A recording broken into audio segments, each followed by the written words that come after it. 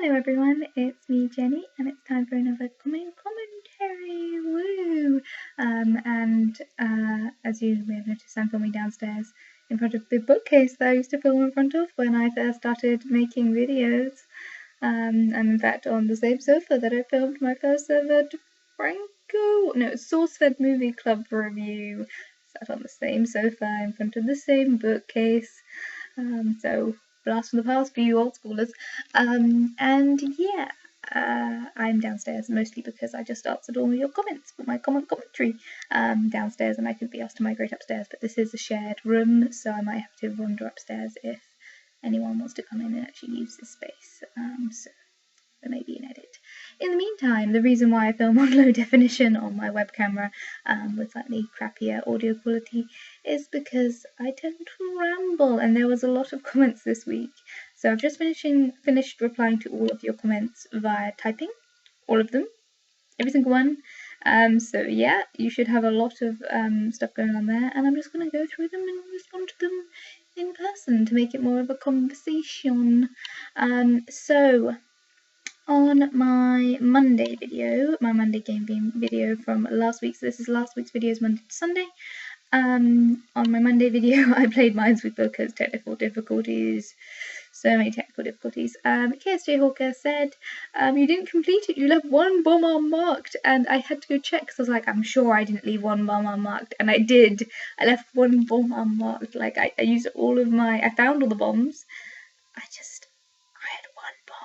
So I didn't get the guy with the sun hats with glasses. I didn't get him with glasses. So like, dang it, no. I'm sorry for the shaky camera. The laptop is actually my lap, like how one is supposed to use a laptop. Yeah. So that was my bad. And Nathan Lyle says, brilliant. Next time, play solitaire.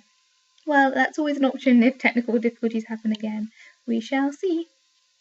Moving on to my Tuesday video, The Last Witch Hunter. The general consensus from the chat from you guys is you found it a relatively underwhelming film. I can understand that. I really enjoyed it, but at the same time, I can truly understand that it's not a perfect film. It's an enjoyable film. It's kind of completely and utterly spurred on by a few really awesome moments, a cast that flippin' love the concept and the genre and love being in this film, and you can tell that they enjoy it so much, and some gorgeous visuals. Like, the plot is a mess, and the pacing is definitely off in places, but I really, really enjoyed it, and it was a really good time. Hey guys, as predicted, after finishing my Last Witch Hunter preamble, I had to migrate, so we're back in the normal commentary set, whatever that means. It's the chair in the corner of my room, so curtains. I love my curtains. Although, for those of you who watch all my shows, these are not the curtains that I film my D&D show on. Those curtains are over there. Oh my gosh, behind the scenes. Except this is reversed. This is my right hand, that's my left hand. It's weird. So yeah, welcome to the weirdness. Anywho, enough behind the scenes randomness. Let's get on with the bloomin' Last Witch Hunter comments. As I said, a lot of your comments were generally neutral towards this film. Range 7 Studios says, he remembers after seeing this movie feeling the editing was weak. He left the theatre wondering, he knew that somewhere in the footage there was a better film, but it was hard to tell due to the editing and the direction. I can see that, yeah, it's not a great film. And it just felt like they didn't make the right decisions on some of those impacts. And I have to say, the story is also a little bit squiffy in places, but I still enjoyed it. I'm not going to deny that I really had a good time watching that movie. It could be that we just watched a load of, me and my sister had also watched Mythica that week, which is a very, very low budget D&D show. So having those two films as a point of reference, where Mythica has a reasonable amount of plot holes, but a very kind of interesting story, a very well built world, while it has relatively low, for an indie film, for a Kickstarter film, it has great production value, but in comparison to The Last Witch Hunter and its budget of millions, it has very low production value. So it's very interesting to see those two films we watched it almost like a double feature. So yeah, that's kind of a point of reference for my brain for that week, but I still really did enjoy The Last Witch Hunter. Blue Sky Blackbird, Red Sky Blackbird, sorry, same person, different names, said watched it with a friend, didn't really like it. Thought the fight scenes were pretty cool and the flaming sword is pretty awesome. But the story was predictable, sometimes in a good way, sometimes not, I presume. Characters were also pretty bland, although the cast and lineup made up for that somewhat. So yeah, again, pretty mixed responses, not particularly for it, but I can understand that, truly. Nathan Last says he never liked Vin Diesel. Him being star in the movie kind of put him off. And yeah, it took me a long time to like Vin Diesel. A very, very long time. It took me a long time to watch the Riddick movies because back in my brain I thought they were a lot scarier than they were. It took me a long time to watch the Fast and Furious movies because it wasn't really my cup of tea. And then I marathoned all of them before watching Fast and Furious 6. And by that point, basically after 6 full-length films, it's basically a series and a half of TV, and I was so emotionally invested in those. When I got to the 6th film, which I can't remember if I reviewed, like, the thing with that film was that I was crying at the end of that film. I was full-blown, like, gasping crying at the end of Fast and Furious 6, because I've been, not that I was particularly invested beforehand, but I literally just spent the last day and a half with these characters and learning to get to know them. I was crying at the end of Fast and Furious 5 when Giselle died, and no one even knows who she is now. But yeah, that made me sad. Yeah. So, with all of that, odds and ends and whatnots, it took me a long time to like Vin Diesel. It took me rewatching the Riddick films a good couple of times and seeing him in other things, like seeing him like in interviews and in D&D shows and talking about actual nerdy things for me to get to like him. You know, I don't love him. He's not one of those people that I'd be like, ooh, stalk and follow on Twitter or anything like that. But, you know, I enjoy his presence in a movie as long as it's within a reasonable context. And I just realised I forgot to reply to KSJ, who said, you had me at flaming ring swords. Though it would be interesting, Vin Diesel in a different role. However, it was one of those movies that you could see once, probably never again, unless it happened on one night on cable channel. It is kind of, I don't really understand the concept of a cable channel, but like, it's a TV viewing. I can see this film as a good TV viewing, DVD rental, if that's the thing you do, or, you know, Netflix and chill as the modern equivalent. It is really, that's kind of how it works. And anyway, even though I forgot to reply to your comment, I'm going to reply to it live on Commentry, so you make up with it. So, okay.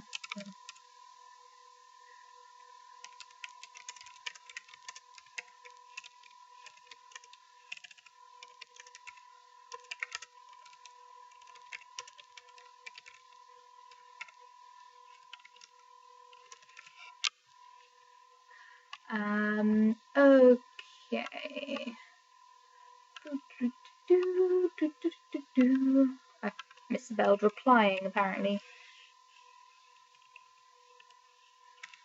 There we go. I missed a letter out because I was typing. Okay, there we go. Woo! Live on Commentry because it's a live show, sort of. Okay, moving on to my Wednesday video, my vlogging targets, achievements, and missteps. Mr. Harry Britt, aka Alan, noticed a typo in the title. I managed to fix that hopefully before any of you noticed, but thank you, and thank you for saying that my video was good.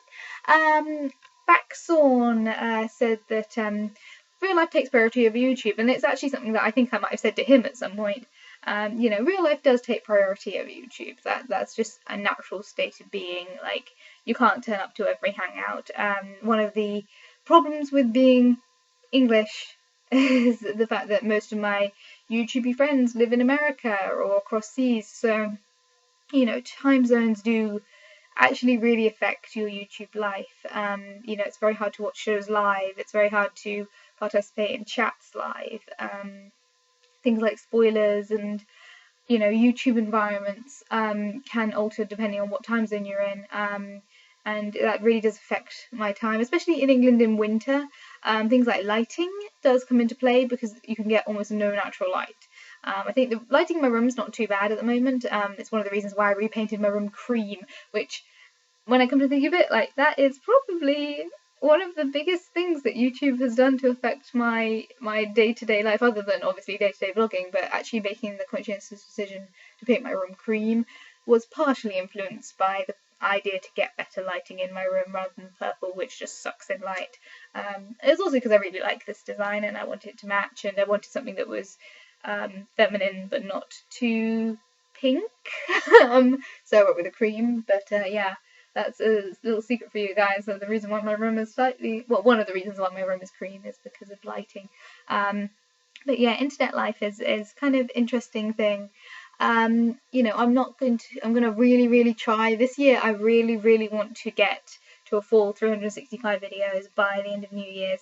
That might mean by the end of New Year's, in order to make sure I'm caught up, they might be very short videos, so that I've actually got all of my videos uploaded by the end of New Year's. I don't know if I'm going to daily vlog next year.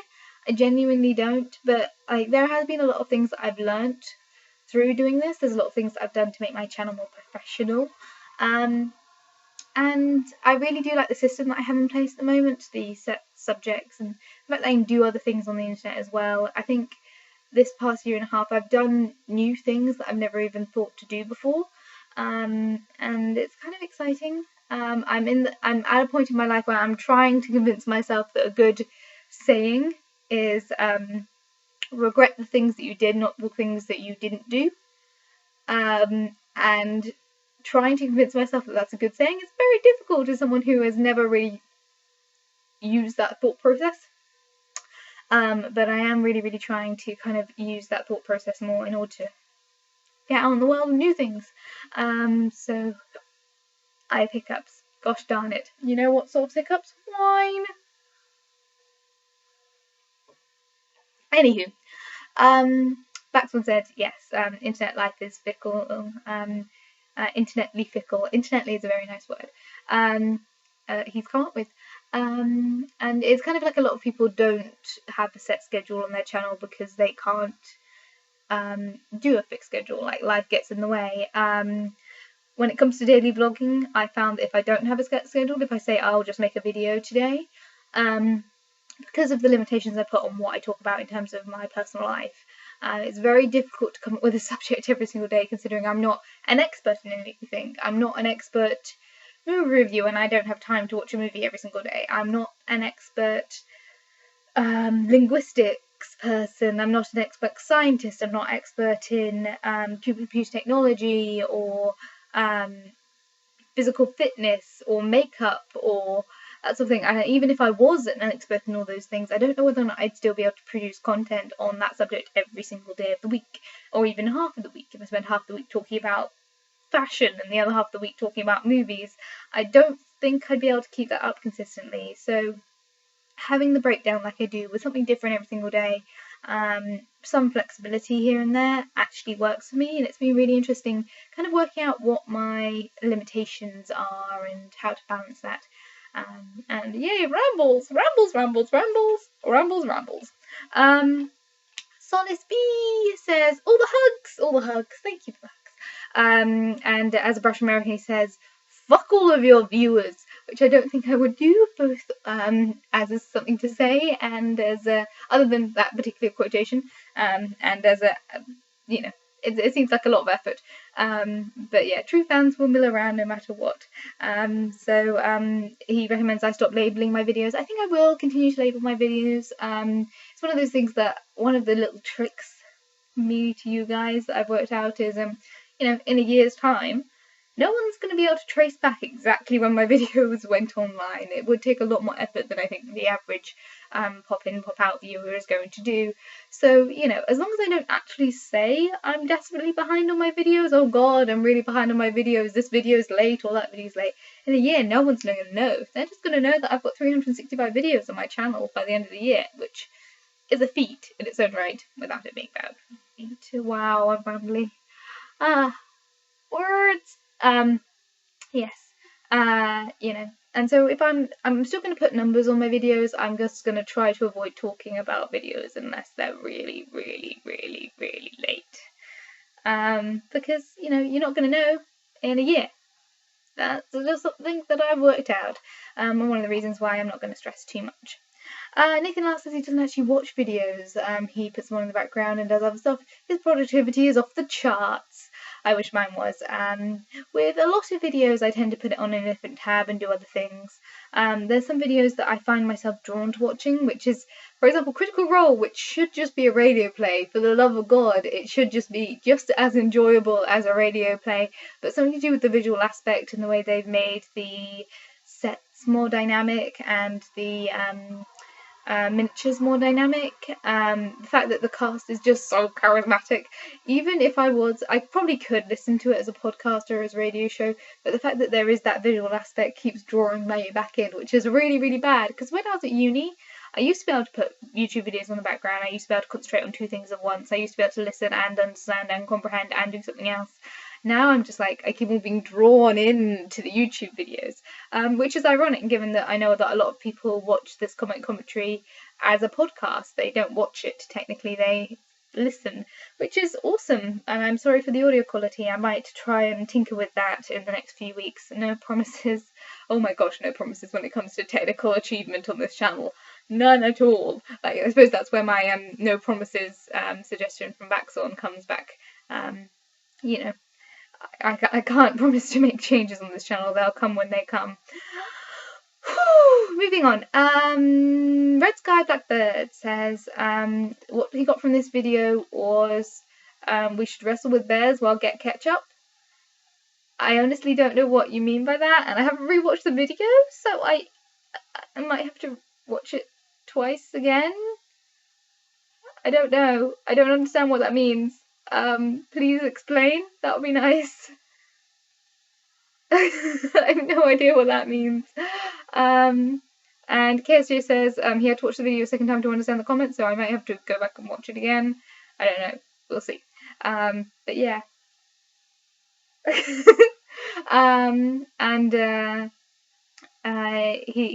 KSJ says he doubts that his life would be any different without Rambley, would be any more or less productive without my rambliness in life. I think you underestimate how rambly I am. Moving on to my Thursday video, my naked truth on siblings. Trisha says, love the speedy intro. She should start doing that. Hearts. Yeah, I talked very fast during that video. The trouble is that, like, with naked truths more than any others, like, for a lot of these type of videos I can talk as fast as I like because it doesn't really make any difference what actually comes out of my mouth, but with naked truths I actually have to think about what I say on occasion, especially when it's discussing more personal topics. Like siblings I can talk about because relatively fast, because I don't feel like there's anything to be ashamed of with the fact that I love my sisters. They're awesome and I do occasionally compare myself to them, and it's something that's affected my life for a long, long time. Well, if I was talking about, you know, some of the other subjects that get brought up in Naked Truths, like violence and legal things and politics and international things, a lot of the subjects that get brought up in Naked Truths are very personal. I do actually have to take the time to think about them because there is a lot of room for miscommunication. I think there's a lot less room for miscommunication when you're in that format, when you're in a Naked Truth format, in comparison to a lot of other formats. Like, it's not edited, it's not produced by someone else, it's just me alone in a room with a camera. That's not to say it's not foolproof, but I feel like there's a lot more honesty from that setup, which is the reason for that setup.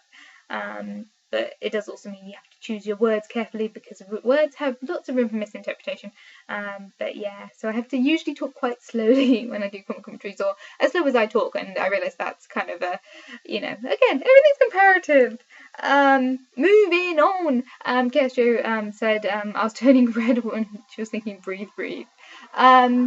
I don't think I was turning red. I was just out the shower, and I was in a rush. Like, my lift turned up literally 2 minutes after filming that video, and so I was just like, put on clothes and get out the door! Get out the door!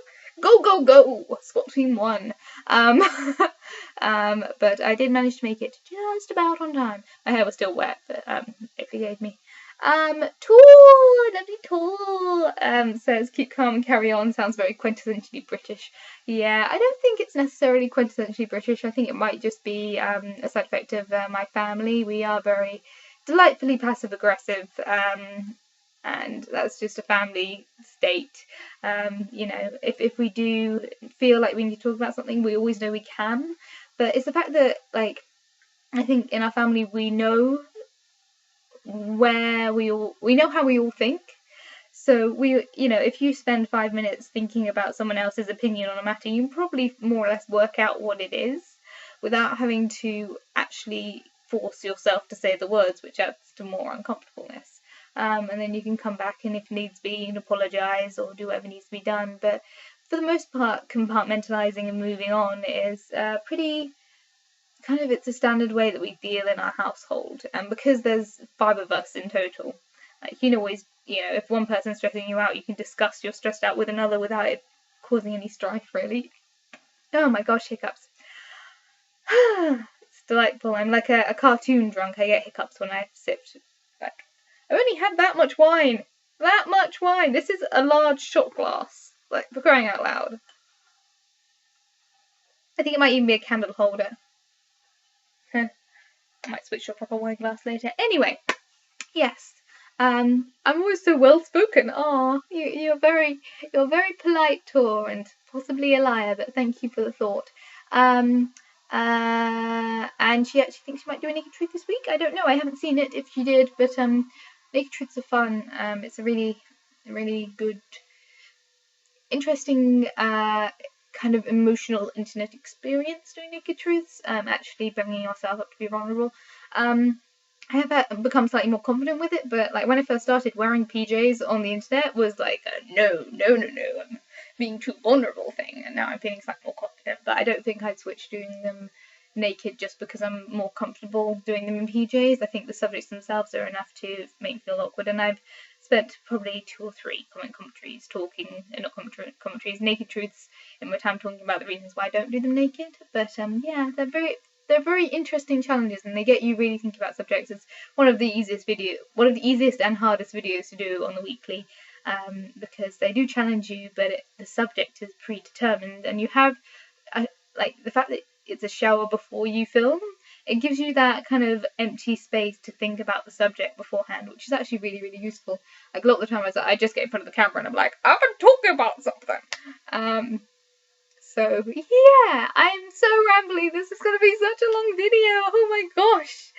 El Pollo says, it's really hard not to compare yourself to your siblings, but you're right, there is no other relationship like it.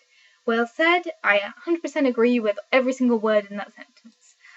Moving on to last week's commentary, which was a relatively short commentary, being only 30 minutes long, but this one's sure to beat it because my gosh, oh my gosh. Yep, it's gonna be a long one. KSJ says, you didn't tell me I was supposed to bring my PJs to this party. All I have is a scarf, and that was a funny expression at the end. I assume I did some sort of woo face at the end. But yeah, it's okay not to bring your PJs. I'm not wearing my PJs today. It's all good. Red Sky Blackbird said it still needs to watch episode 50 of Critical Role. And unfortunately it's too late in the evening or the morning for him to actually watch it live. Time zones suck. They suck so bad. Even though I am subscribed, like being subscribed means that it comes out on Thursday night / Friday morning, and I can watch it either Friday morning or the Friday afternoon. So I don't have too much of a problem with Twitter spoilers, and I can kind of watch it whenever I like. But at the same time, like I found that I've stayed up. I've tried to stay up to watch Critical Role at night, and every single time I have either dragged myself through it, hating every minute of it because I am so tired I can't focus, or I have fallen asleep, usually during the fan art gallery, and woken up at around 7 when it's just finished. And every single time with that, I either have nightmares about things going wrong in game, or I get confused, or it's just not as pleasant an experience as waking up on a Sunday morning, or getting up and getting home from work on the Sunday afternoon, and snuggling up with a cup of tea and watching it on the VOD. Like, it's so much nicer to be able to watch it in my own time. Like, I've tried watching it live before and then having to like pop to the bathroom or, go get myself a drink in the middle of the night. And you can't pause it, and not having that pause is so unnatural to me now because I'm so used to watching it not live. Even when I have watched it live, I've tried to like maybe chat in the comments like what I do with Trisha if I managed to watch Trisha's videos, which I haven't watched in ages, or Phil when he used to stream. Like I like having that sort of community aspect, but when it's 3:30 to 7 o'clock in the morning, I just can't focus on conversations like that. And a lot of the time it is, you know, the pure thrill of watching Critical Role, as I said with one of my comments earlier in today's video, it's one of the shows that draws me in. So more often than not, I'm watching it full screen. If I'm watching Critical Role, I'm watching it full screen. I've got a cup of tea. I might have something on my lap to do in hand, but I might switch to tabs occasionally. But I'm watching that show. I don't pay attention to chat because I'm too busy paying attention to the show, being in the moment. I'm not going to take a moment to click into the thing to type, wow, awesome, when I could just be like, as that's a recreation. I should have like a little recreation, like blip blip, if I had editing skills, which I don't. But yeah, Critical Role is awesome. And yeah, being on the UK side of things is pretty tough on that matter. But yeah, 50th episode was pretty flipping good. And the 51st episode has come out, which is the first time I've got to an end of an episode. I think they had a lot of technical difficulties. Obviously, as I said, I watched it not live, so I think there was maybe an hour's worth of technical difficulties at the beginning of the stream for episode 51. So I missed out on that fact, so they then had to leave it early, and even though there was the high moments, the low moments, the sweet moments, the amazing moments, I mean, my god, Travis William, oh my god, he owned episode 51. He owned it. I have not seen such great improv. Oh my god, so good. Oh my god, it's like totally awesome. Yeah, he was brilliant. Yeah, I loved episode 51, but it ended on a cliffhanger. Oh my gosh. A really awesome, epic cliffhanger, but a cliffhanger nonetheless. And as one of the only shows that I'm currently really watching week to week, other than Game of Thrones, it's got me going. Like I talked about it on when the Chroma Concave originally collapsed. I did an entire video on the fact that like the visuals that I get, like the actual like pure like I can see the scene moments in my head that I get from Critical Role is beyond any other show. Because it's my own imagination, like, reliving the moment, and then it's not like a book that I can go back to. It's not like a book that I can, like, go on my break and read, or, you know, stay up till late at night to read, or whatever.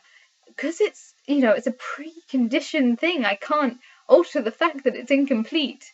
Like, and it's not a TV show. It's my own imagination. Because of that, like, my brain is like, oh my gosh, what's going to happen next? And I've got brain visuals. Oh, I love the show so much. It's hard to describe how much I love this show. And I'm sorry to all of you who are bored of me talking about Critical Role, but it's just so good.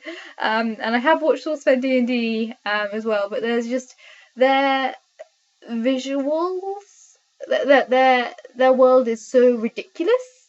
It's completely cartoon without any level of, like, I don't feel any empathy for the characters because it's so ridiculously cartoony.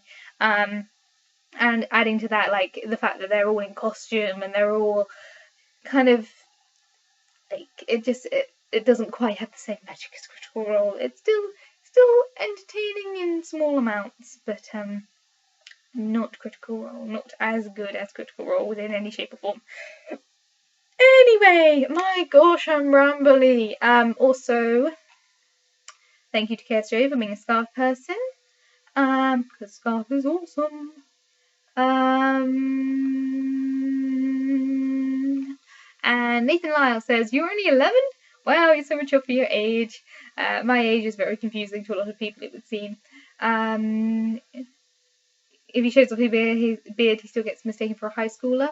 And he also talks about the different school system in America, which still confuses me. Like, you can tell it to me many times possible. I'll still be like, why is there 3 types of schools? Why is there not just 2? That makes so much more sense.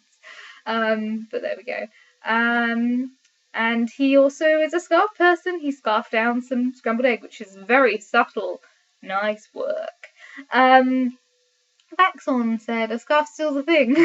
Last time we saw a scarf was in the anime Macross. Macross? I haven't seen that one. Is it good? Feel free to put it down in the comments. I'd like to know. Baxon. That'll be good to know. He tends to stay away from YouTube drama. There's better things to do with his life. I agree. Drama in general is something that I walk away from. As I said, with my family, we're all passive aggressive. We rather avoid conflict and have a good time. Threshold of Dave says his name is said Threshold of Dave, which hopefully I will remember how to say. It's kind of like, I don't think, like, this is my arm length and my laptop is way, like, I'm still not touching my laptop at this point. Like, I have my little mouse in order to click through my tabs. And sometimes it's difficult to read all this, especially when I'm going particularly fast. So thank you for explaining that, and I'm sorry for butchering your name. I apologise. Red Sky Blackbird decided to comment a lot in order to make my commentary longer, which, given that we're already at 27 minutes, I don't think you need to really aid in that too much, and that's not counting my original edit for the first couple of videos. So yeah, you never need to comment more. As much as I appreciate it, which I genuinely do, you don't have to by any shape or form, but thank you nonetheless for all of your comments. So, Tiefling Bard, I think maybe I either misspoke or you misheard. I was a Halfling Bard, not a Tiefling Bard. But mostly I do play Elves or Half-Elves. I might do a Tiefling next game. I've done, of the characters that I've done very different archetypes for each role. And I think next time I might be a tiefling who's I'm at the moment I'm in the experimental stage. I'm really experimenting with different characters, different archetypes, different different classes for each role I'm taking, and for different different species. I don't know what the word is. For each character I'm playing. So far I've played 3 games. I've played 3 different species and 3 different classes. So there's still a lot of room to experiment. The thing is, I've become very attached to my characters. It's a shame in a way because I don't do, like, the group that I'm part of doesn't do long running games. It doesn't do really long campaigns, and I'd love to do like a year-long campaign in the same character. I think that would be so incredibly fun. But that's not really how my D&D group currently works. So it's a season at a time, which is about 3 months per character, which is a shame because I'm one of those people who puts in so much backstory. It's ridiculous how much backstory I put to my characters. So it's kind of a shame. It's one of those things I just kind of have to deal with. But yeah, I'm still in the experimental stage at the moment. So it could be that maybe if I do get a group together, I might kind of reboot one of my characters in order to play it as a long form character. Like, I really love Nyla. Naylee is so freaking fun, and so far Tisa's been an amazing bag of badass. So, I might reboot one of those characters by and by. Sorry, this is a tangent. Have I ever cosplayed one of my characters? I have not cosplayed any of my characters, but I may be working on cosplaying a D&D character. By and by. If you could play D&D with one member of Critical Role, who would you pick? I would pick, well, if I were to pick one person from Critical Role to play D&D with, it would be Matthew Mercer, because gosh darn, he is the best DM I've ever seen in my life. If I were to pick a person to play with, it's really hard. Like, Ashley seems like the sweetest person on the planet. Genuinely, she just seems so lovely and so sweet. I think Travis is someone that is just like, the more that he's developing Grog, the more I'm like, he is just awesome. I really, really love Marisha Ray. She's probably one of the most fabulous people ever. Laura Bailey is amazing and just fun beyond reason. It's really difficult. I think Talison's really interesting. I don't really like. I find it hard to wrap my head around him as a person. I think he's probably one of the nicest people ever, but it's very hard to wrap my head around him as a person. I think of the current cast, like either.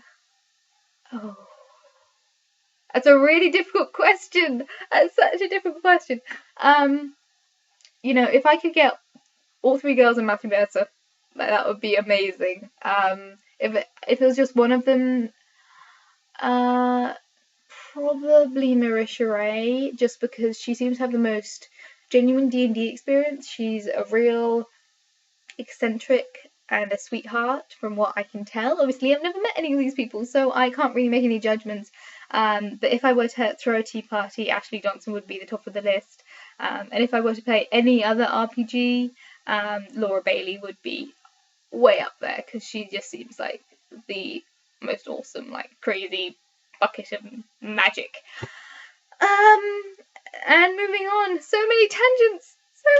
This video is going to take so long to upload. Oh my gosh. Red Sky Blackbird says, never would have guessed I was 11, but if he would to guess, it would be 19 to 20. So he was slightly out of the bracket, but thank you nonetheless. A friend of mine is 28 but looks 20, so I should be happy. Yep, I'm perfectly content looking the age that I am. I just always get so. It's one of those things that in the UK, obviously, once you turn 18, you are then eligible to drink. So when I get ID'd, it means that people think I'm at least 6 years younger than I actually am. 5 years. Terrible at maths. Yeah, it means that they're out by nearly half a decade, which is very flattering in its way, but the fact that I also work with a lot of young people, and some of them are numpties, sometimes is not so flattering, but I shall take it as it comes. I'm not at the point where I need to care about people mistaking my age. I really, really don't. As long as you're getting me over the, out of the teen, 15 age, as long as you're not mistaking me for an actual child, I'm content. But yeah, I don't mind. Genuinely, it's hard to express how much I really don't care, given it's a subject that I've talked about so much in the last couple of weeks, but that is mostly just because it's been something that's been brought up, and then the thing with commentary is it's subjects that I've kind of already gone out of my brain, then come back, and then I talk about them again, and then they sometimes come back again. So there we go. And he doesn't see a scarf. Thank you for being a scarf person. And thank you for all of your comments, so many. And Nathan Lau says, that's bloody brilliant, mate. Which is beautiful. Love. Moving on to my D&D show thing. Eric said he loves Critical Role and he's the one that gave Laura her bow and the new dagger. Oh my god, that's so cool. So cool. Yeah. It's so cool. That's awesome. Yeah, I'm very proud of you. That's pretty cool. I did make D&D Christmas presents for the cast, and then I lost my nerve and never sent them in. I had made a chain for a watch fob for Percy, and wrote him a letter from Cassandra before the Briarwood plotline came along. But obviously that character had changed, so my letter was kind of retconned and completely useless, and I wasn't the fob chain never looked like I wanted to get it to. I made a belt for Tiberius's robe, and then he left the show. And I made a painting for Marisha Ray, which is the one that I've already talked about on my D&D show, and lost the nerve to send it in. And eventually posted it on Twitter, but I did have it printed. In fact, it's another printed version of it behind me, which I was going to send in, but the print was so big I felt guilty and then didn't want to send it in. And I made a clip for Laura Bailey, which it looks okay on picture, but it just was never as solid as I wanted it to be, and I didn't feel confident sending it in. I thought it would break, and it wasn't quite as good as I wanted it to look, so I never did Christmas gifts. But whenever I do any art, I'll post it on Twitter for the Christmas Critical Role people to enjoy. I think it's going to be a little while before I do any more art because my life is busy. But yeah, awesome Christmas gifts, nice. Maxon says He loves taking the evil path. He's gone for 100% Renegade in Mass Effect, which I did play last time we went to go around to my sisters, my older sisters. We ended up playing some Mass Effect, and it's so fun being evil. Like it's something that I never do in real life, but yeah, I punched a reporter and it was so fun. It was so fun.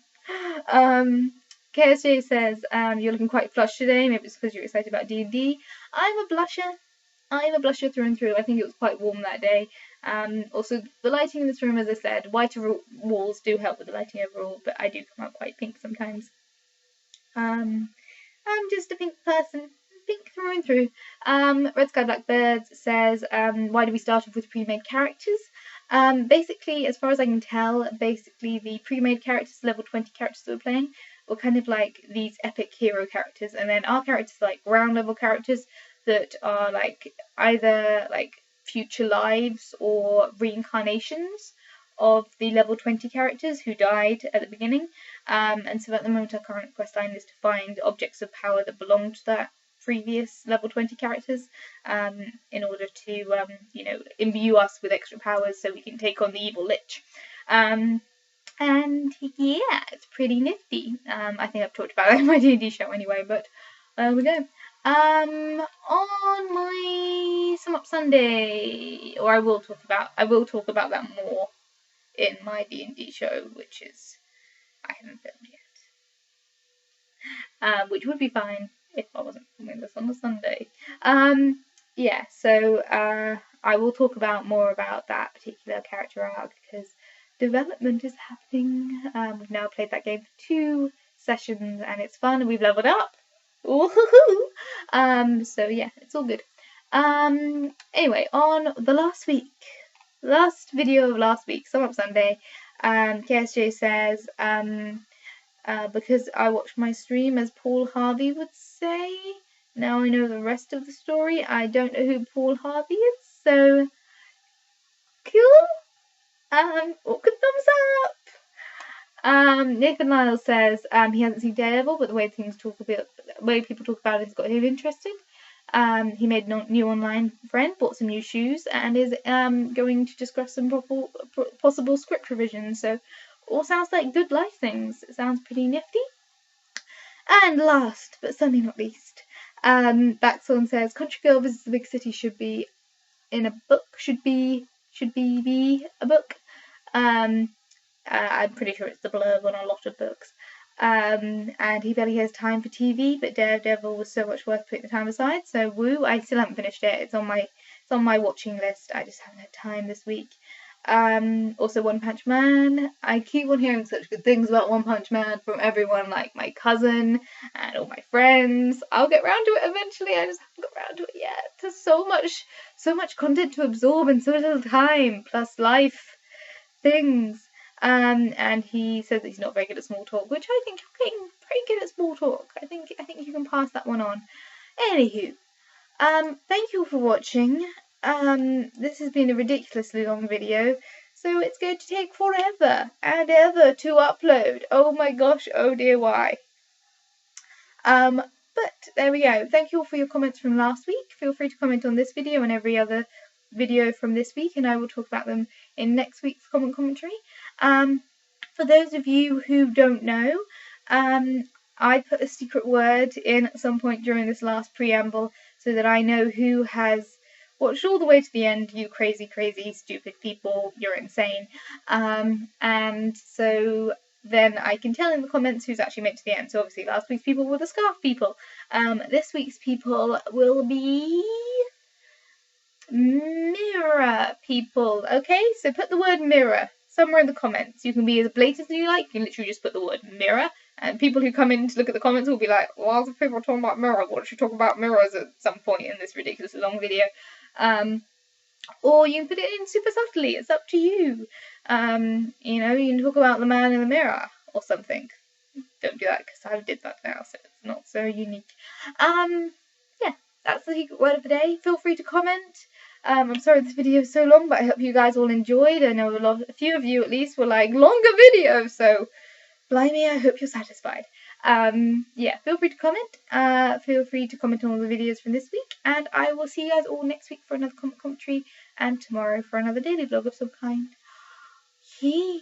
Thank you for watching, and all of that malarkey. Bye guys.